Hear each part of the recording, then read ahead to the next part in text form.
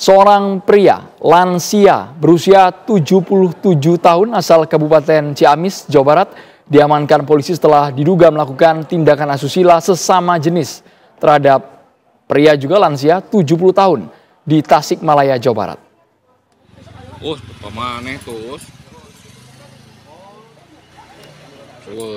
Inilah video amatir detik-detik penggerebekan aksi dugaan pencabulan seorang kakek terhadap korbannya yang sama-sama kakek.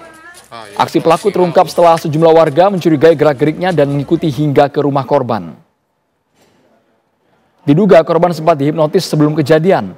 Warga yang marah langsung mengamankan pelaku sebelum diserahkan kepada pihak kepolisian. Kasus ini masih dalam penyelidikan lebih lanjut oleh pihak kepolisian.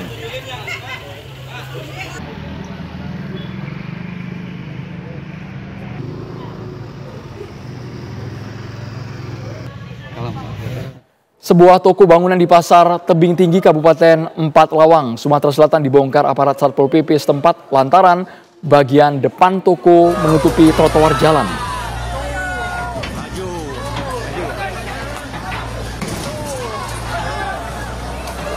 Akibat pembongkaran, pemilik toko sempat protes hingga menimbulkan kericuhan.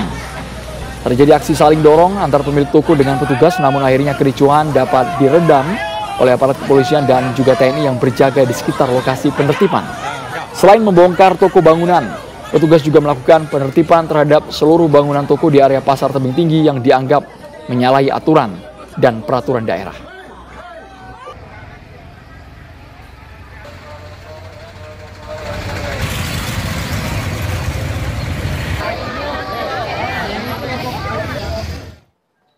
Ratusan warga mengamuk dan menghancurkan tembok dua bangunan rumah milik tersangka dugaan pembunuhan polisi di Kecamatan Lembar, Lombok Barat.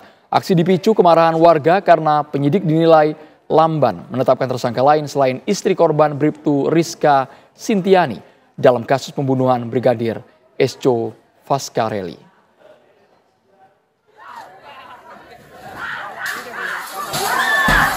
Rumah Bribtu Rizka Sintiani, tersangka pembunuhan suaminya sendiri Brigadir Esco Fascarelli, diamuk ratusan warga Dusun Nyiur, Lembang, Desa Jembatan Gantung, Kecamatan Lembar, Lombok Barat. Hanya rumah Bribtu Rizka, massa juga merusak rumah kakek tersangka, bahkan sejumlah alat elektronik dan kendaraan bermotor juga ikut dirusak massa. Petugas kepolisian yang ada di lokasi tidak dapat berbuat banyak karena jumlah massa lebih banyak. Mereka marah lantaran penyidikan dinilai lamban dan tak kunjung menetapkan tersangka lainnya dalam kasus ini. Padahal berdasarkan hasil pendampingan psikologis terhadap dua anak korban, mengungkap sejumlah keterangan penting yang menguatkan dugaan terjadinya tindak kekerasan yang dilakukan oleh tersangka lain. Kita 2 bulan lebih kita menunggu sabar dengan aturan undang-undang yang ada di Republik Indonesia. Kami menahan masyarakat kami, keluarga besar kami. Sudah ada pengakuan dari anak kami menyebut nama persis. Kenapa belum diambil?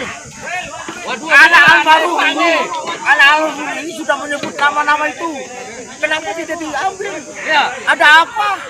Ini menyakiti perasaan kami. Kami sangat tersakiti.